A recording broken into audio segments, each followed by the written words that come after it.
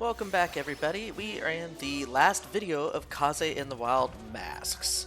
We have a few more levels left to go, and then the final boss. But even before that, we have story time too, but we'll get to that when it happens. So this next level, if I recall correctly, once it finishes loading, this is a post-commentary run, and I recorded this days and days ago. So, oh yes, this one, Haunted Lake. This one is probably the last level that gave me the most trouble, both in the trial runs and in the actual recording as well.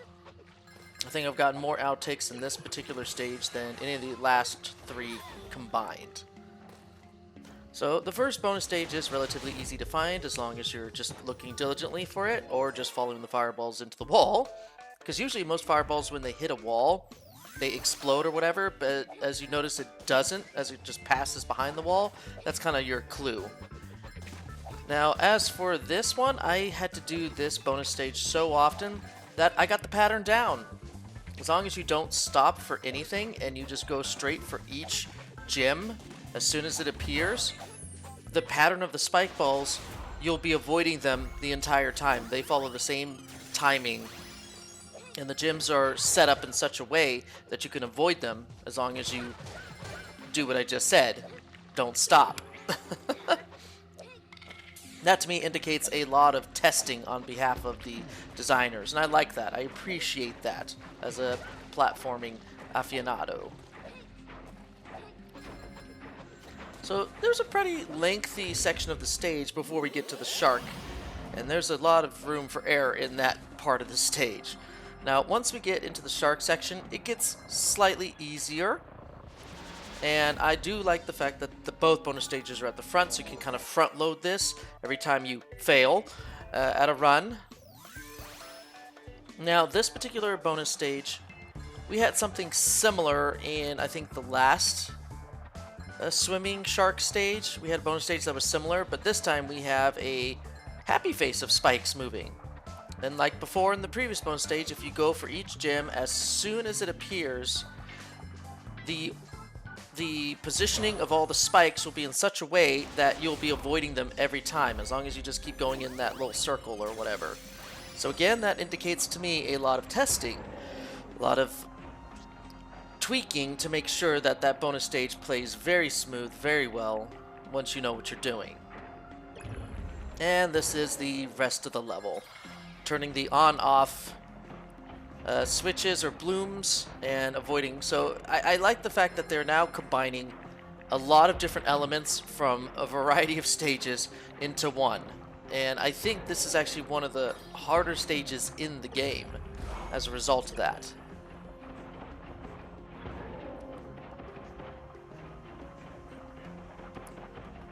Okay, this next section after these gems, and as we bend ourselves back around, you kind of have to dash a little bit. Otherwise, the timing on... See, I had to dash through that. Whew, and I almost failed right there. The timing on those artichoke flaming spikes is very, very precise, to where it's going to fire on you if you do not dash through, and you're going to get hit. So the only way I've been able to get through that section, especially on my trial runs, was dashing, at least once or twice.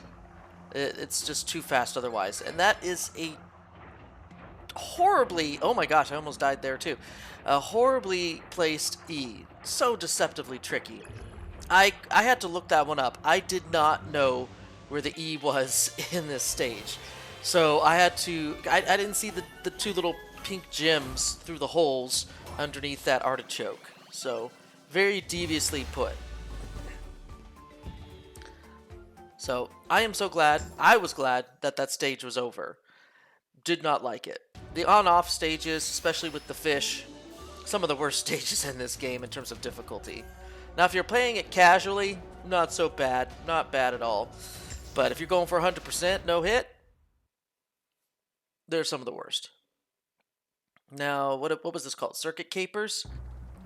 I had a worse time doing the trial run for this, trying to figure out how to get through this stage unscathed, than I did the actual recording. I made a few mistakes during the recording, but it was all that practice which made me play really good when it finally came time to actually record it for real. So I was dreading this stage, coming back into it after, a couple days being away, after, running through it a couple times. I'm like, okay, I think I'm ready. And then I just didn't have any issues. Well, very little issues.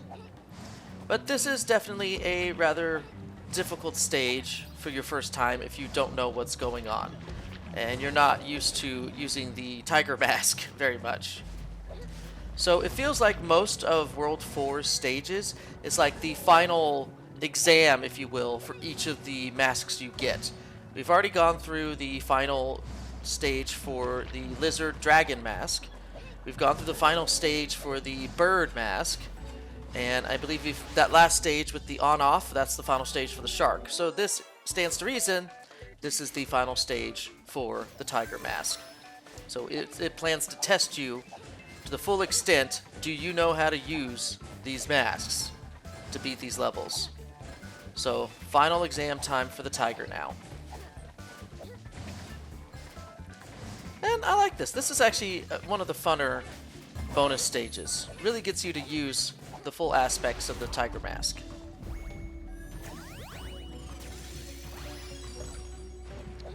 I've noticed they don't really use the chomping corns as much. I feel like they use other enemies way more often than they use the chomping corn. Like the tomatoes, they overuse the tomatoes, my goodness. And the cucumbers, even though the cucumbers do nothing but just sit there and sleep.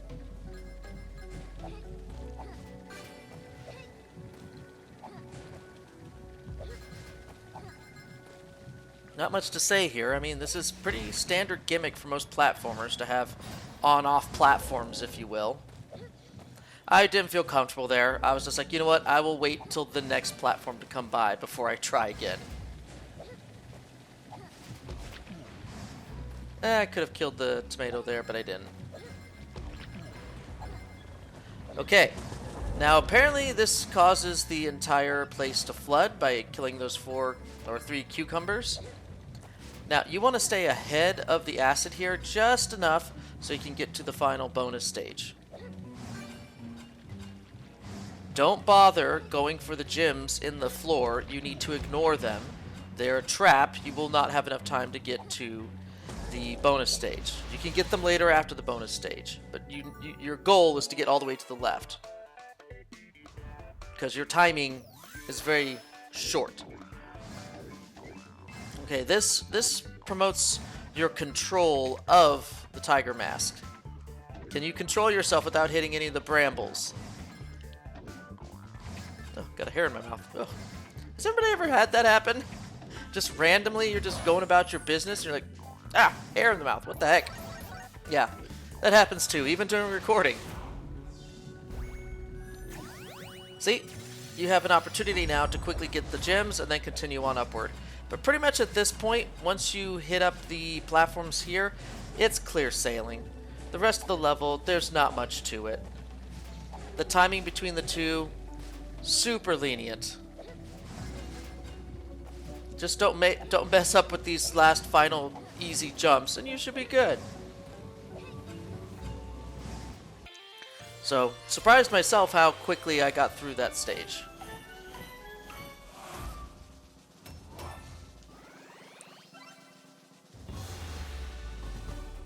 So, overall, at this point, I was feeling a lot better at my run through World 4.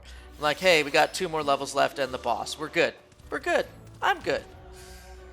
Now, this is the final exam for playing as Kaze, the rabbit herself. We're done with the masks. We're done, at least until the final boss. Now, this is the last platforming challenge as a rabbit. But before anything else, obviously we have to hide something to the left of the start one last time. So I do like that they do a little homage to the first level, where they're just like, oh yeah, the first level you could go straight to the left to go grab something. Well, you're going to have to do that in the last level. So obviously the final level, that's not the bonus stage, is a lava level, of course. And there's a lot of tricky platforming that you have to do here. And I think I'll point them out as we go along. Like, they now start using your predefined hit arc of a jump once you get off of enemies. they start using that against you in this stage, you know? Before, I don't think they ever really capitalized on that sort of thing, but now they will. And that happens a little later in the level, I believe, with a letter that you have to collect.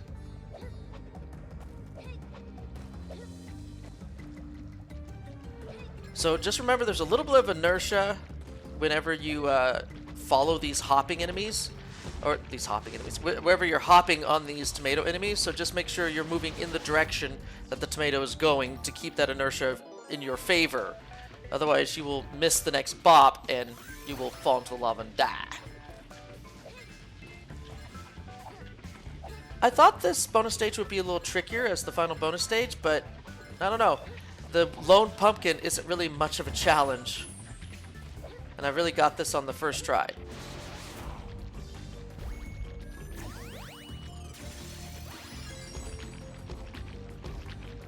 Okay, say we're moving forward with the tomato. Okay, here, I want to wait until I can... Yeah, see, that's using it slightly against you. Okay, see, they use it against you again here. I'm waiting until I can get onto that platform. There we go. Then I have better control over my jump.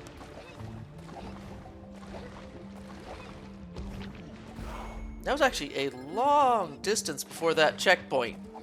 That seemed like a long way to go.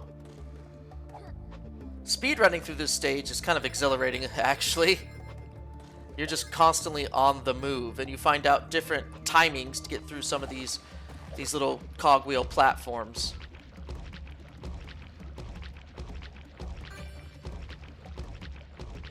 Ooh, I took a risk. I took a huge risk trying to get back onto the platform like that.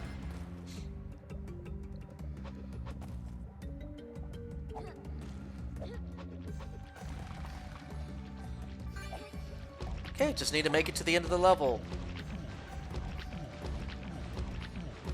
Wait till you get onto the platform so you can better control your jump. Because there's no way, I don't think you can make it to these tomatoes from bopping off of the shielded one. And that's it. That is the final level, barring the final special stage. It's nothing but us and the boss. Although there is something special that we get for getting all the green gems. I don't know what this is supposed to signify. Apparently these green gems are connected to the lizard dragon for some reason. I don't know why. But it seems like it's a building up of power for the dragon statue, mask. I don't understand the significance of this.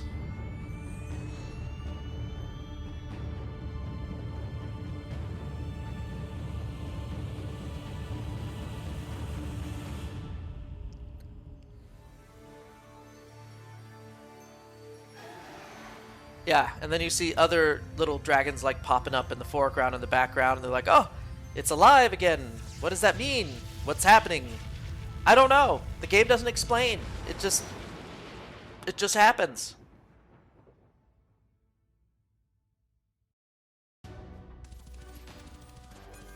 So, cool cutscene, just no story or plot relevance. No idea what that's for.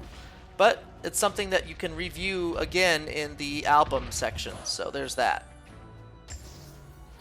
So the final special stage here is a bullet hell sort of auto-scroller, which is not something I would have expected from this game.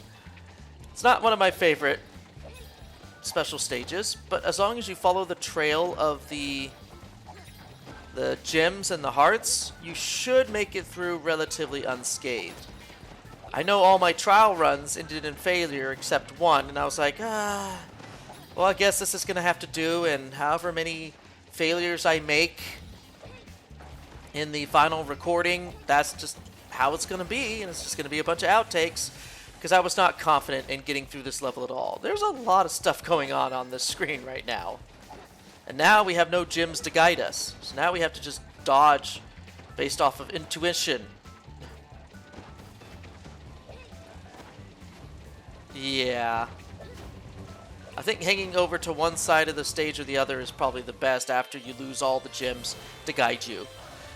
Now, cool thing, that was my first try when I recorded, so there are no outtakes on this level. I was like, okay. So with that behind us, it's time for the boss, but first, story time. So you go to the album and see down along the bottom there, those are the cinematic movies you can watch after you beat each boss, or the green gem where the dragon statue comes to life or something. And of course the intro movie is the heart.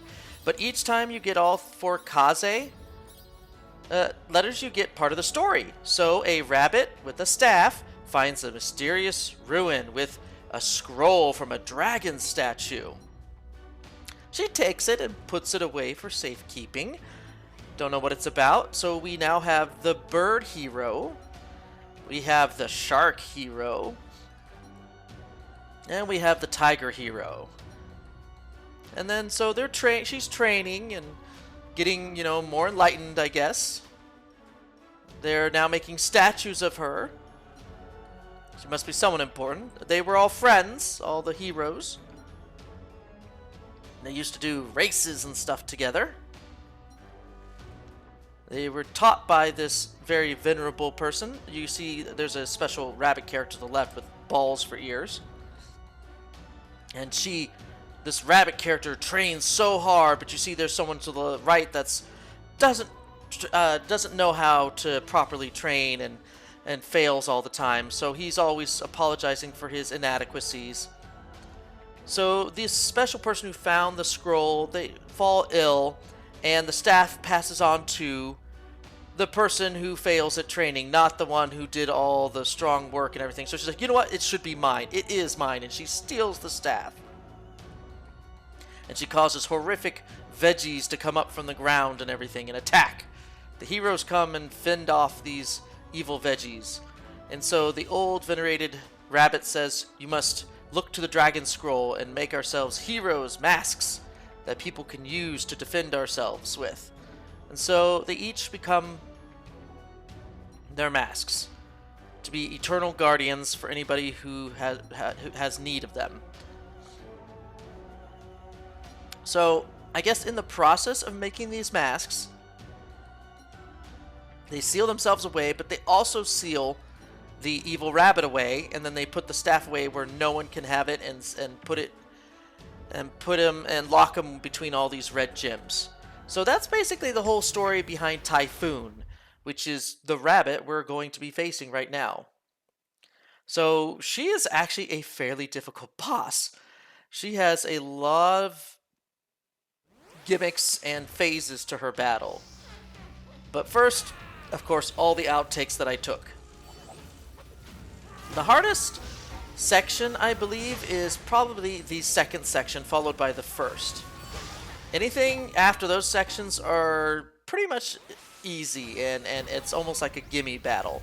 But just getting to those final sections, phases of her battle, are rough. So she will always follow you wherever your current position is at. She's going to be angling herself towards that.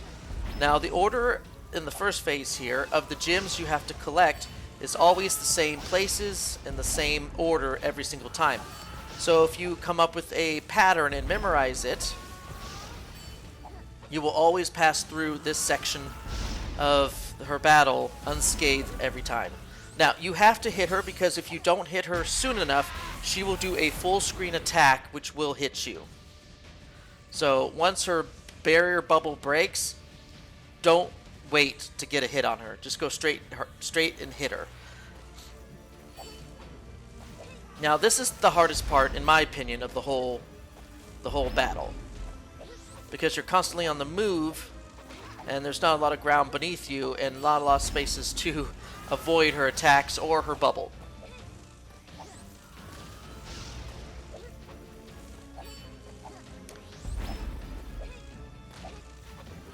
Oh yeah, you might want to be quick with that one.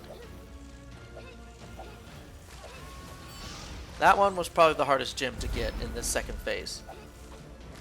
Okay, she's getting ready here. Now, if you notice, we did Flappy Bird the first time.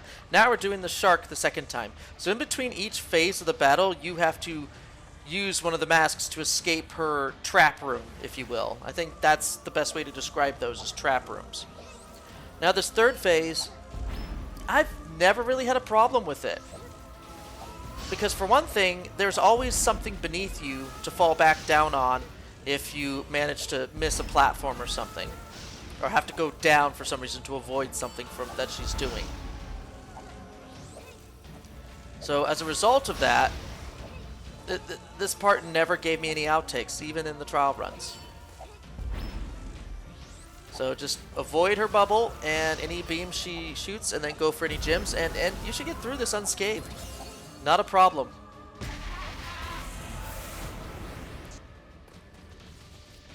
Yeah, when I first played this, I'm like, oh no, not another one of these dragon stages. But it's actually really not that bad. It's very short, sweet, and you're done. Now you actually start with this final phase as the tiger. And now it's like a chase whirlwind scene, which we've done before in a previous level, but now there's a boss behind it. Just take it easy, don't rush. See where you're going before you commit to an action here. Wait for that fireball to pass before you get all the way to the top. When the whirlwind goes up, she was gonna do a full screen attack if you did not hit her soon enough, and then that would have ended your run. Overall, a pretty decent final boss. So all the gems that comprised this castle, which provided the ceiling, I guess, causes her to explode, go away. I don't know what exactly happens to her, but she no longer exists anymore, so there's that. And as a result, all the demon veggies don't exist either. And now they can be eaten. Yay! We can have food again. Oh my goodness. But her brother is forever locked inside the bracelet. He can never return. So it's a bittersweet ending. Sad. We saved the day, we saved the world. We got rid of the evil bunny sorceress. But our brother is still gone. But hey, at least everyone else is happy, right?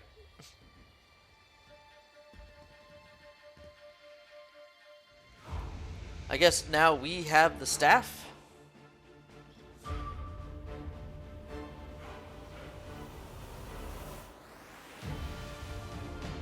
We are now the new guardians of the realm. With our bodiless brother.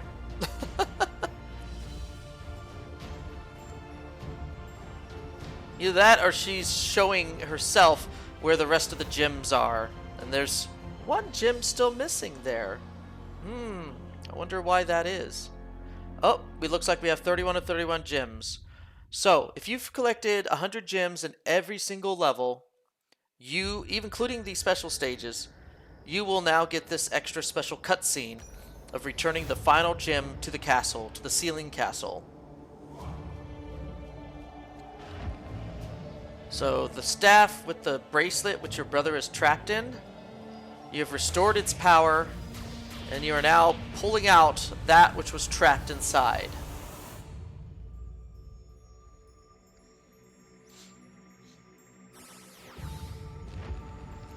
So it's good that you have something to collect. You go back through the levels and you collect all these gems to get the final true happy ending of Kaze and the Wild Masks.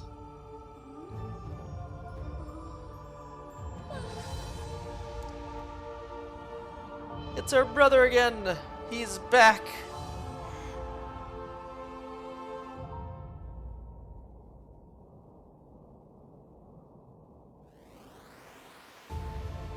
So, happy ending after all for everyone involved. And we also managed to get rid of a evil demon bunny sorceress in the process. So everybody benefited from that adventure, didn't they? Just a minor inconvenience for her brother for the short time he was trapped.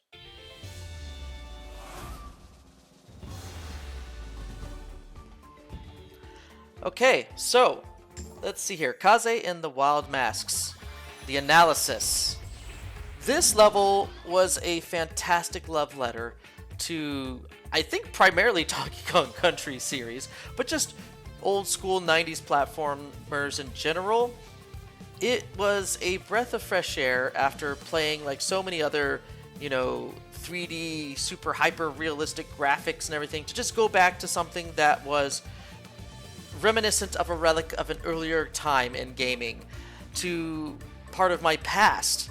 I mean, I grew up playing video games and stuff way back in the 1980s when they first appeared on the scene with Nintendo with their first home console, which was different than the Atari and the Commodore 64 and stuff like that. This was like legitimately like, this is for games and nothing but.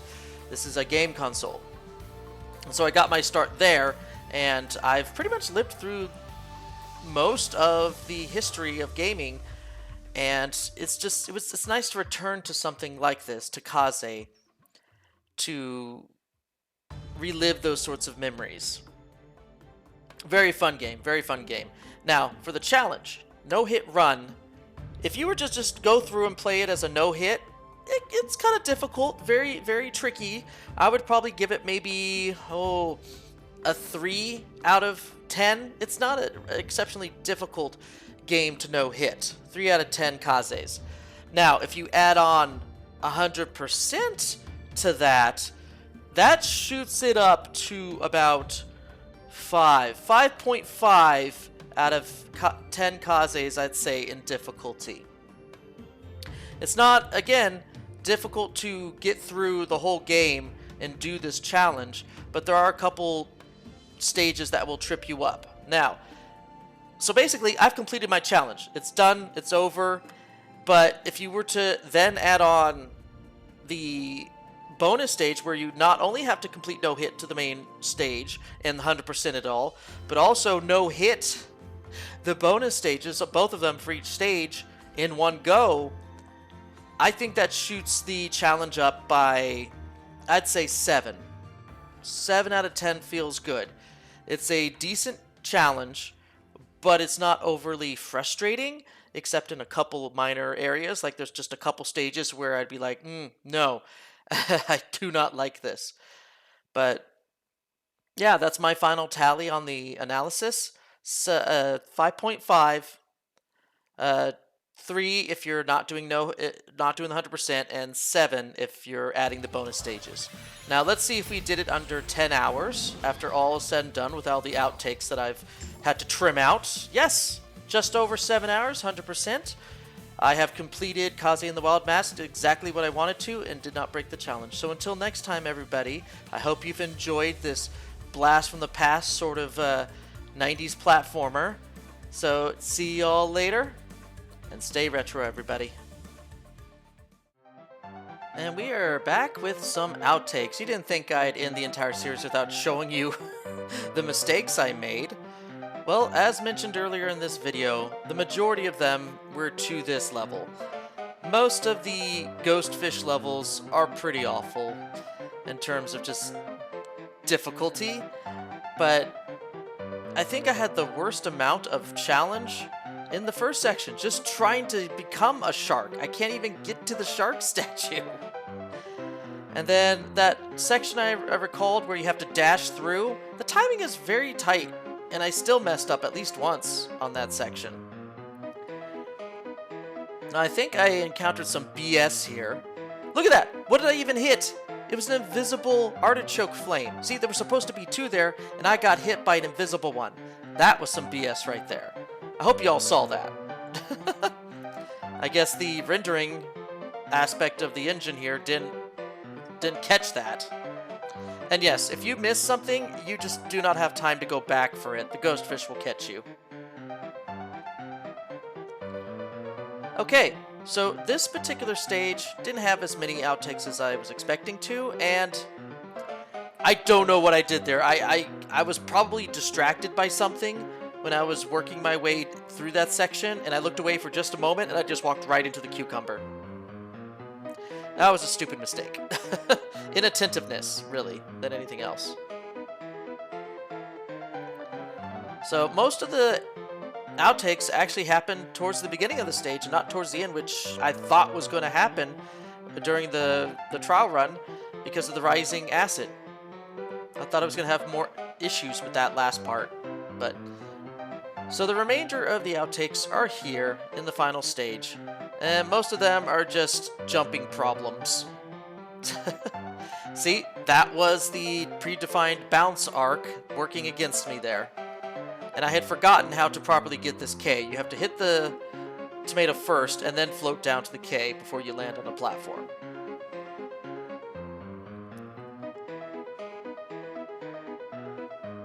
Nope, just wait. I should have waited for the next platform to rise from the lava. I was a little too eager. So a lot less outtakes than I was expecting for the final level. Not that I'm complaining though. Less editing for me to do in the back end.